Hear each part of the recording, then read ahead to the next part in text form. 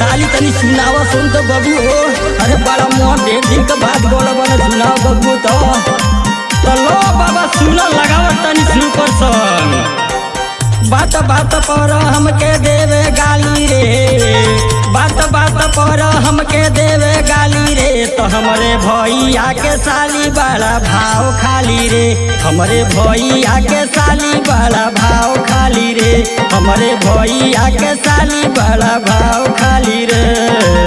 बात बात पर हमके देवे गाली रे, बात बात पर हमके देवे गाली रे, तो हमरे भैया के साली बड़ा भाव खाली रे, हमरे भैया के साली बड़ा भाव खाली रे, हमरे भैया के साली बड़ा भाव खाली रे।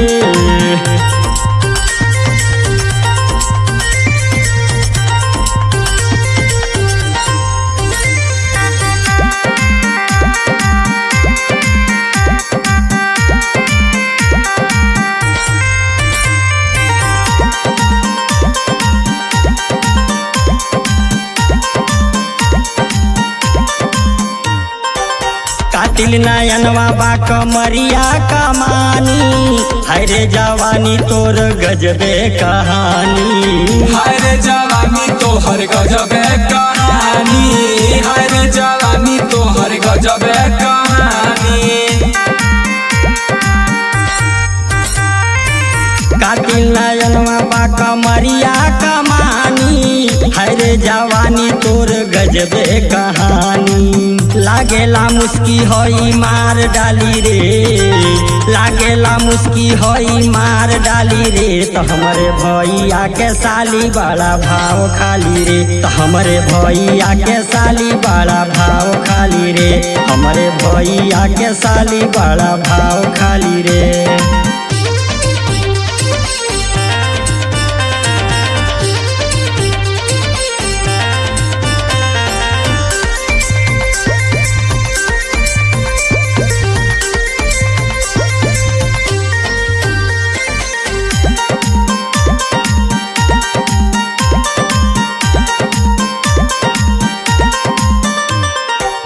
महुआ के पानी लेखा रहे मधुआई, हमरो तो मन दादा रहता भुखाई, रहता भुखाइल हो रहता भुखाइल, रहता भुखाइल हो रहता भुखाइल। महुआ के पानी लेखा रहे मधुआई, हमरो तो मन दादा रहता भुखाई।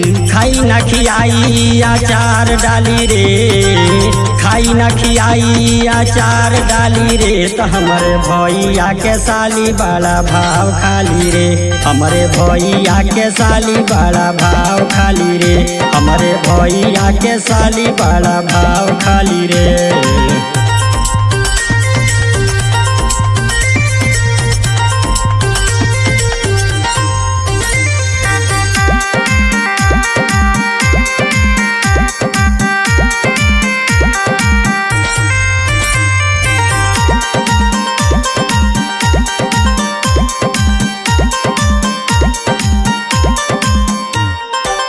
एक बार चटव तू कुंवर वाला लाली, शेखर जख्मी बनी है घर वाली, शेखर जख्मी बनी है घर वाली हो, शेखर जख्मी बनी है घर वाली।